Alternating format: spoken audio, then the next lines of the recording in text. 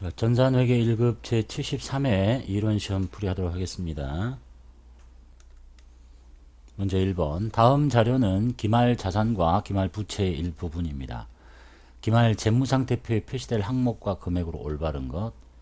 항목들이 뭐 현금성 자산은 얼마냐, 매출 채권은 얼마냐, 유동부채는 얼마냐, 매입채무는 얼마냐 이렇게 물어봤네요.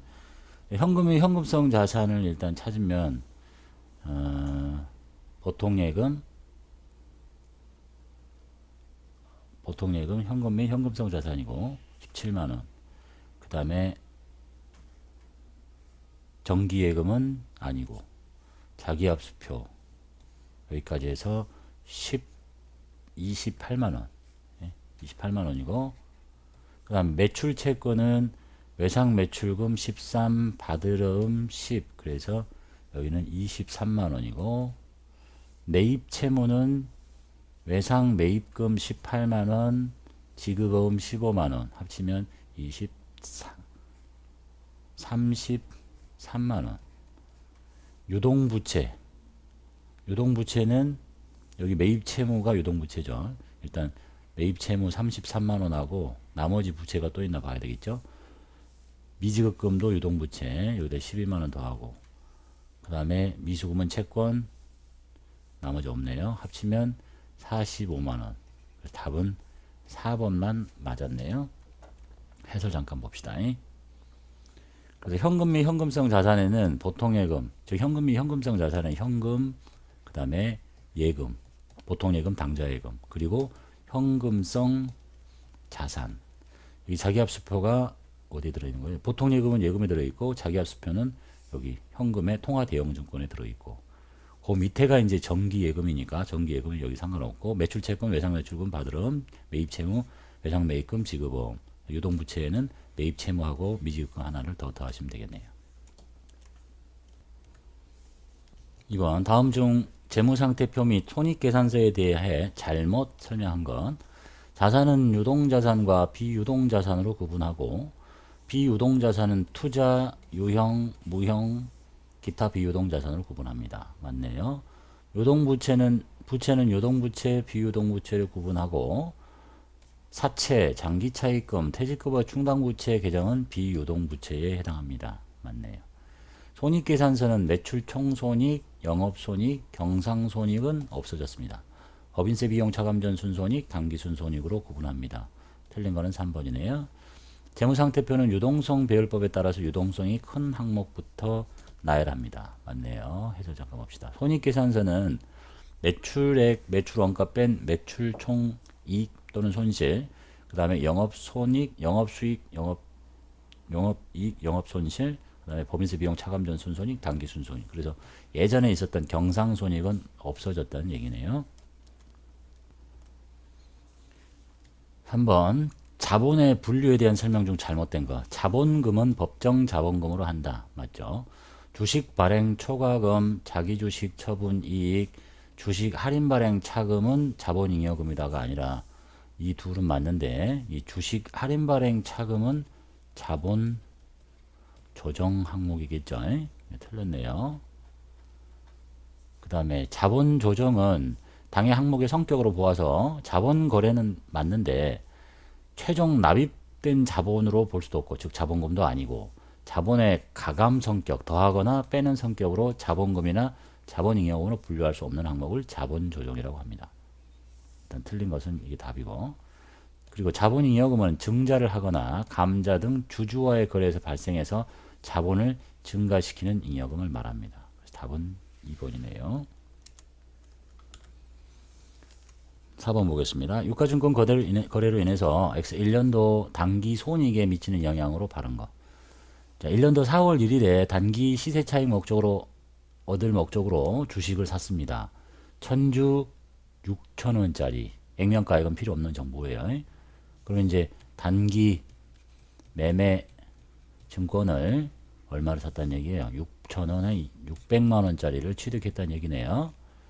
돈 나갔고 손익에 남은 차이가 없고 자산 증가 감소니까 이게 6월 30일에 500주를 7,000원씩 팔아요. 그럼 이제 이게 전체가 1000주인데 단가가 6,000원짜리죠. 요거를 7,000원에 파니까 한 주당 1,000원씩의 이익이 생기는 거잖아. 근데 500주를 팔았으니까 얼마만큼? 50만 원만큼 처분 이익이 생기는 거예요. 그래서 해서 보시면 처분 금액은 7,000원씩이고 장부에는 6,000원씩 잡혀 있으니까 처분 이익이 50만 원 생길 겁니다. 이만큼 단기 순이익이 증가하겠죠. 왜냐하면 단기 매매증권 처분 이익은 영업외 수익이니까 단기 순이익이 증가하게 됩니다. 단기 순이익 50만 원 증가가 답이겠죠. 1번. 문제 5번. 다음 회계 처리로 인해서 재무제표에 미치는 영향을 바르게 설명한 것. 업무용 차량을 취득했는데 지급한 선급금이 있습니다. 차량을 취득하기로 하고 지급한 선급금. 차량을 취득하기로 하고 돈을 줬고 이걸 선급금 이렇게 했어야 되는데 이걸 그냥 선급금은 자산이죠. 자산으로 처리할 것을 그냥 차량 유지비로 비용으로 처리했대요. 예, 내용의 뜻은 아시겠죠? 그러니까 일단 자산이 과소하게 계상이 됐고 반대로 비용이 과대하게 계상이 됐어요. 여기서부터 출발하면 되죠. 비용이 과대하니까 없는 것보다 있는 것보다 비용이 더 많아졌으니까 수익은 과소하게 될 거예요. 수익이 작아지겠죠. 그 다음에 자산이 과소하게 계상이 되면 자본이 과소하게 계상이 돼요. 그걸 찾아내면 되는 거 아니겠어요? 그래서 수익이 과대 계상된 게 아니라 비용이 너무 커졌으니까 과소하게 계상이 되는 거고 비용이 과대 계상된 게 맞겠죠. 비용을 너무 많이 잡았으니까. 그 다음에 자본이 과대한 건 아니라 자본 과소하게 돼요.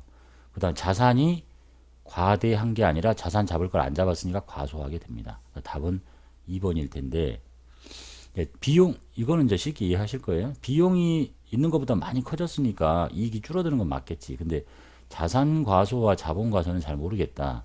이런 말씀을 하시는 분이 있을 수 있으니까 가장 쉬운 방법은 이렇게 생각하시면 돼요. 재무상태표가 이렇게 생겼잖아. 이렇게 여기가 자산이고 여기가 부채고 여기가 자본인데 막대기를 이렇게 생각하시면 돼. 블루가 어딨냐. 자, 요 막대기는 요 위아래로 이렇게 움직여요.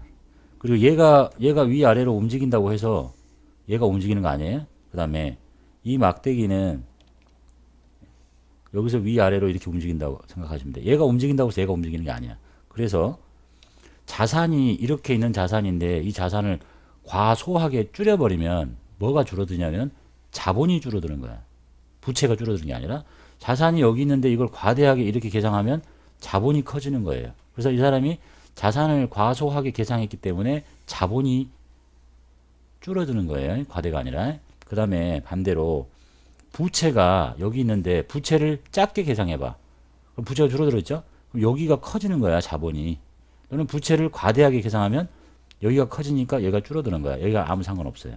그래서 지금 자산 과대 과소와 자본의 과대 과소를 이해하실 때는 지금 방금 이 그래프 있죠. 그래서 이렇게 그리는 이 그래프가 막대기가 이것은 요 위아래로 움직이고 이 막대기는 요 위아래로 움직인다. 이렇게 생각하시면 더 쉬울 거라고 생각합니다.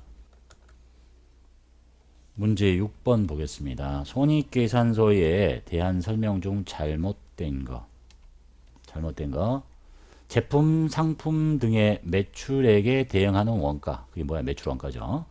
원가로서 판매된 제품이나 상품 등에 대한 제조 원가 또는 매입 원가를 매출 원가라고 합니다. 맞네요. 판매비와 관리비는 제품, 상품, 용역 등의 판매 활동과 기업의 관리 활동에서 발생하는 비용으로서 매출 원가에 속하지 않는 모든 영업 비용을 말합니다. 맞는 뜻이죠.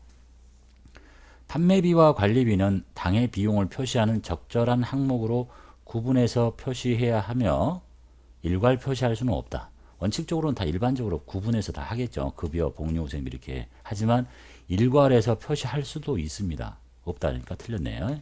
한번 해설 잠깐 볼게요. 이게 일반기업회계 기준서에 있는 얘기인데 일반기업회계 기준 제2장 문단 50에 뭐라고 되어 있냐면 판매비와 관리비는 당의 비용을 표시하는 적절한 항목으로 구분해서 표시하는데 또는 일괄해서 표시할 수 있어요. 판매비와 관리비 얼마 이렇게. 그럼 이제 그 내용물을 모르잖아요. 그래서 일괄 표시하는 경우에는 적절한 항목으로 구분해 가지고 주석으로 다시 알려주세요 라고 되어 있습니다. 그러니까 일괄 표시할 수 없다는 틀린 말이네요. 4번 기업의 주된 영업활동이 아닌 활동으로부터 발생한 수익과 차익은 영업의 수익이라고 합니다. 그래서 3번이 틀린 말이네요. 문제 7번 합계전액 시산표에서 발견할 수 있는 오류. 시산표는 원장에 전기를 제대로 했는지를 검사하는 표니까 전기만 제대로 하면 오류를 알아낼 수 없고 어느 한쪽만 잘못 기록하면 알아낼 수 있겠죠. 동일한 금액을 차변과 대변에 반대로 전기하면 일단 기록은 해버렸잖아요. 그러니까 양쪽 합계가 다 맞아버려. 그러니까 오류를 알아낼 수가 없어요. 차변과 대변의 전기를 동시에 다 누락했다고 아예 빼먹었다고 그럼 양쪽 일치해버려. 빠졌으니까. 그 다음에 차변과 대변의 틀린 금액을 똑같이 적어요. 여기도 똑같이 똑같은 금액 적어. 그럼 양쪽에 차이가 안 벌어져요. 차변만 이중으로 적었다고요. 이쪽에 두 번 적어. 이거 양쪽이 안 맞지. 그래서 4번이 답이 되겠네요. 8번 다음 중 유동자산에 대한 해당하지 않는 거. 유동자산 보고기간 종료일로부터 2년 이내에 현금화될 것으로 예상되는 자산. 2년이 아니라 1년이겠죠. 이게 틀렸네요. 2년 이내에 현금화된 자산은 유동자산이 아니고 비유동자산입니다. 사용에 제한이 없는 현금 및 현금성 자산. 기업의 정상적인 영업주기 내에 실현될 것으로 예상되거나 판매 목적 또는 소비 목적으로 부여한 자산. 이게 뭐야? 이게 재고자산이잖아요. 그 다음에 단기 매매 목적으로 부여하는 자산. 이 세 가지가 답이네요. 요거만 틀렸네요. 해설 잠깐 봅시다. 보고기간 종료일로부터 2년 이내에 현금화될 것으로 예상되는 자산은 유동자산이 아니라 비유동자산이에요. 그 다음에 일반 기업 회계 기준에 있는 문단을 잠깐 살펴볼게요. 자주 나오는 문제 틀인데 이건 일반 기업 회계 기준 제2장에 있는 문단 20을 그대로 뜯어다가 낸 문제네요. 첫 번째, 다음과 같은 자산은 유동자산으로 분류해라. 사용에 제한이 없는 현금 및 현금성 자산. 이것이 아니라면 이제 다 나머지는 비유동자산이란 뜻입니다. 그 다음에 기업의 정상적인 영업주기 내에 실현될 것으로 예상되거나 판매 목적, 소비 목적으로 보유하는 자산. 방금 나왔던 지문이죠. 단기 매매 목적으로 보유하는 자산. 그 다음에 1부터 3 이외에 보고기간 종료일로부터 1년 이내에 현금화 또는 실현될 것으로 예상되는 자산이 유동자산의 뜻입니다. 2년 이내에 현금화되면 비유동자산이 되어야 된다는 얘기네요. 문제 9번 원가 회계 문제 볼게요. 다음 자료를 보고 선입선출법에 의한 직접 재료비 및 가공비의 완성품 환산량을 계산하셔야 돼요. 선입선출법이에요. 일단 제일 먼저 완성품 환산량 계산하려면 물량 흐름을 파악해야 되겠죠. 물량 흐름을 먼저 그려볼게요. 이게 공정이라고 생각하시고 이렇게 해서 이게 처음부터 공정이 이렇게 쭉 지나가서 물건이 완성된다 이렇게 보시는 거예요. 여기가 0%부터 100%까지. 자, 기초 제공품 빼고 일단 단기 착수한 수량이 4만 개입니다. 4만 개가 착수가 됐고 여기 말하는 거예요. 그 다음에 단기 완성된 수량은 3만 개야. 그러면 3만 개가 만들어진 거야. 그리고 기초 제공품이 있는데 완성도가 60%에 멈춰 있어요. 이거 절반이라고 보면 60% 정도에 있다가 지금 기초 제공품이 이렇게 나간다는 얘기거든요. 여기 60%. 얼마 있냐면 기초 제공품 만 단이 있어요. 만 단위 또는 만 개. 이게 만 개 튀어나가고 4만 개가 얼마가 빠져나와서 3만 개가 됐냐? 2만 개가 나왔으니까 합쳐서 3만 개가 됐다는 얘기 아니에요. 이게 합이니까. 그리고 기말 제공품이 완성도 40%에 이만큼에서 덜 만들어지고 있는 게 2만 단위예요. 그래서 4만 개를 투입했는데 2만 개가 덜 만들어지고 2만 개가 나왔다. 그리고 만 개의 기초 제공품이 다 나와서 3만 개가 됐다. 이렇게 그릴 수 있겠죠. 그 다음에 이제 제일 중요한 것은 물량이 어떻게 투입되는가를 봐야 돼요. 직접 재료비는 공정 50% 시점에, 보통은 직접 재료비가 여기서 이렇게 0% 시점에 입구에서 들어가는데 이 문제는 특이하게 50% 시점에서 쏟아진다는 거예요. 재료가 여기서. 이게 재료비의 그림이고, 그 다음에 가공비는 공정 전반에 걸쳐서, 가공비는 여기서부터 쭉 이렇게 발생한다 라고 일단 그림을 그릴 수 있어야 돼요. 저하고 공부를 하신 분은 이미 이렇게 하는 거 배우셨죠? 자, 그 다음에 물량 흐름을 방금처럼 예쁘게 이제 그린 거예요. 단기 착수, 기말 제공품, 단기 완성 이렇게. 여기 중요한 거죠. 재료비가 지금 여기서 쏟아진다는 게 중요해요. 여기서. 자, 그 다음에 이제 완성품 환산량을 계산해야 되는데, 일단 재료비는 단기 완성된 것과 기말 제공품하고를 나눠야 돼요. 이게 단기 완성된 게 이거야. 그 다음에 기말 제공품이 이거야. 환산량이 몇 개일 거냐 이런 얘기거든요. 근데 단기 완성은 단기의 착수에서 만들어진 것과 기초 제공품 완성분이 이렇게 별도로 두 개씩 있는 거죠. 이렇게 두 개로. 그래서 일단 얘는 몇 개로 볼 거냐, 재료비를 썼냐 안 썼냐를 봐야 되죠. 재료가 여기서부터 투입이 되는데 얘는 전년도에 여기서까지 왔다가 나가는 거야. 그러니까 이번 연도에는 재료를 하나도 안 쓴 거지. 전년도에 쓰고 온 거죠. 그 다음에 얘는 여기를 통과했잖아요. 그럼 재료비 다 쓴 거지. 그래서 재료비는 얘가 0개고 얘가 2만 개야. 그 다음에 기말 제공품은 여기서 쭉 진행을 하고 있는데 재료는 여기서 쏟아지는데 그 전에 멈췄기 때문에 재료를 하나도 안 쓴 거예요. 그래서 재료비의 완성품 환산량은 2만 개라는 걸 알 수 있습니다. 그 다음에 가공비는 공정 전반에 걸쳐서 이렇게 생기는 거죠. 그러니까 얘 입장에서는 여기서부터 앞으로 몇 퍼센트를 지나가야 돼요? 40%를 더 진행해야 돼. 그러니까 10,000개 곱하기 40%가 완성품 환산량이고, 그 다음에 얘는 처음부터 끝까지 100% 다 진행한 거죠. 그러니까 2만 개지. 그래서 24,000개고, 여기 기말 제공품은 여기서부터 완성도 40%를 진행했으니까 2만 개 곱하기 40%만큼의 환산량을 계산해 주시면 되겠습니다. 8,000개 합치면 32,000개가 재료비의 완성품 환산량 2만 개, 가공비의 완성품 환산량 32,000개. 그래서 이 문제에서 특이하게 조심할 점은 보통은 재료비가 여기서 쏟아지니까 이게 여기서 쏟아지면 무슨 차이가 있나 봅시다. 이 문제하고 보통은 여기서 쏟아지는데 얘가 지금 여기서 재료를 쏟아붓는다니까. 그러면 차이를 좀 비교해 보면 재료비는 얘는 그러면 재료비를 여기가 아니라 이제 여기에요. 그럼 얘는 당연히 여기서부터 나가니까 재료는 0이지. 얘는 여기 통과했잖아. 당연히 2만 개 다지. 근데 문제는 얘지 얘. 얘가 여기를 통과하고 여기서 떨어졌으니까 여기 값이 2만 개로 바뀐다는 얘기예요. 요 뒤에는 똑같고. 왜냐면 가공비는 공정 전반이니까 요것만 잘 이해하시면 되겠죠. 그래서 재료비의 완성품 환산량은 2만 개, 여기 2만 개. 그 다음에 가공비는 32,000개. 이게 답이 되겠네요. 문제 10번. 다음은 재고자산의 가액 결정 방법인데 성격이 다른 거. 이동평균법은 숫자 세는 방법이죠. 수량 결정하는 방법이야. 그 다음에 실지재고조사법은 단가 산정하는 방법이에요. 계속기록법도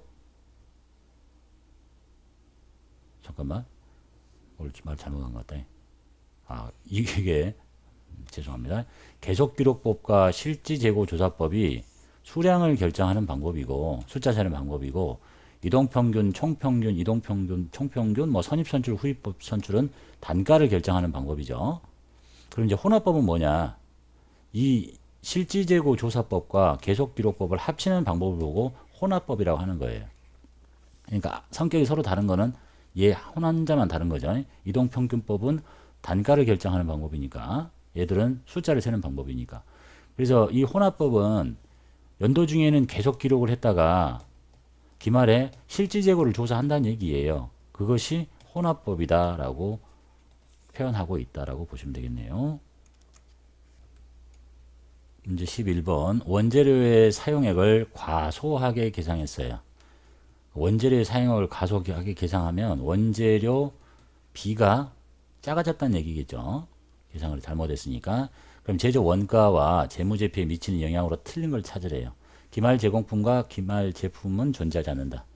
즉 원재료 B가 작아지면 제조 원가 명세서부터 손익계산서까지 전체 틀을 다 암기하고 계시면 되겠죠. 원재료 B 작아졌다. 그럼 노무비 나머지 제조 경비 다 합쳐서 단기총 제조 원가 또는 단기총 제조 비용 이렇게 하죠. 그러니까 단기총 제조 원가도 작아지는 거지. 여기가 전체 합계니까 단기총 제조 원가가 작아져요. 여기다가 기초 제공품 더하고 기말 제공 다 없는데 이게 없으면 곧바로 단기 제품 제조 원가가 되는 거죠. 얘가 작아졌으니까 얘도 당연히 작아지지. 얘도 작아져요. 그 다음에 단기 제품 제조 원가는 이제 손익계산서로 가겠죠. 손익계산서에 매출 원가 쪽에 여기가 기초 제품 마이너스 기말 제품인데 여기로 들어오는 거 아니에요?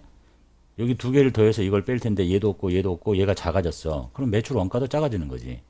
그렇겠죠? 그 다음에 순이익은 매출액은 일정한데 매출 원가가 작아졌으니까 순이익은 당연히 커져야 되겠죠. 이게 커져요. 그래서 틀린 것은 4번이 틀렸네요. 단기 순이익은 커집니다. 해설 잠깐 볼게요. 제조 원가 명세서 틀 쭉 보시면 원재료비가 작아졌다.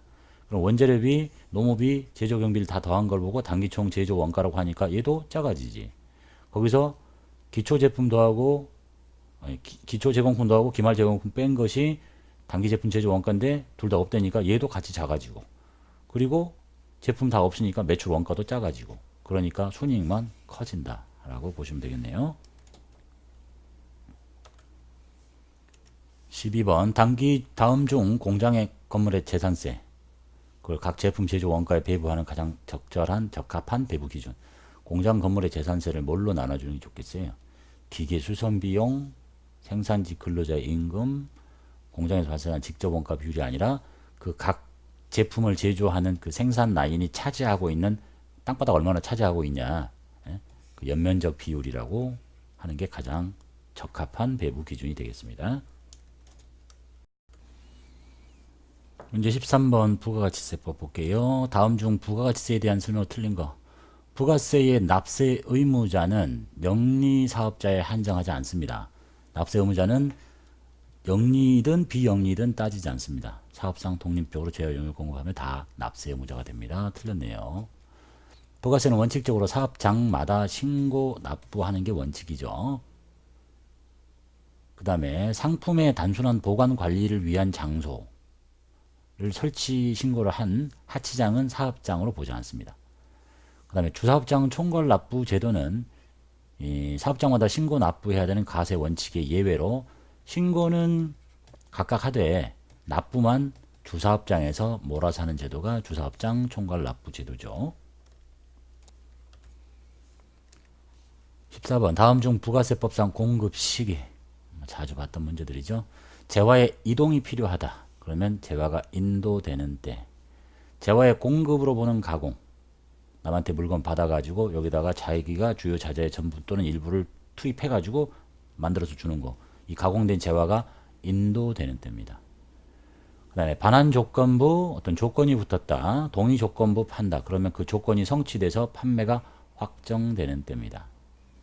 상품권 등을 현금 또는 외상으로 팔고 그 상품권 등이 현물과 교환되는 경우는 상품권 등을 현금으로 팔았을 때가 아니라 그 판 상품권이 돌아와서 물건으로 바꿔줬을 때예요. 그러니까 4번이 틀렸네요.